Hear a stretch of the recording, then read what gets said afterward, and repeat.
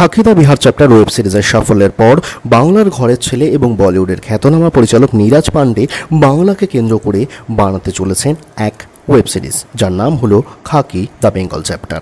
এই ওয়েব সিরিজের কাহিনী কিন্তু সম্পূর্ণ বাংলা কেন্দ্রিক হতে চলেছে এবং বাংলার তাবর তাবর কিছু সুপারস্টারকে আপনারা দেখতে পাবেন এই ওয়েব সিরিজ অর্থাৎ খাকি দ্য বেঙ্গল চ্যাপ্টার ওয়েব সিরিজতে।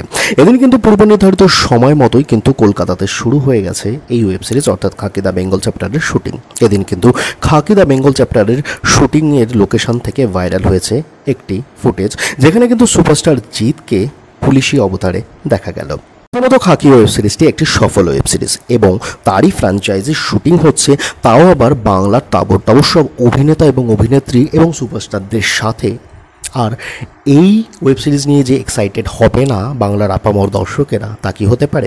এদিন কিন্তু শুটিং স্পটে দ্য খাকি দ্য বেঙ্গল চ্যাপ্টারের মুখ্য অভিনেতাদের ভিতর একজন জিতকে অর্থাৎ সুপারস্টার জিতকে এবং এই ওয়েব সিরিজের শুটিং দেখতে শুটিং স্পটে কিন্তু উপচে পড়া ভিড় লক্ষ্য করা গেল।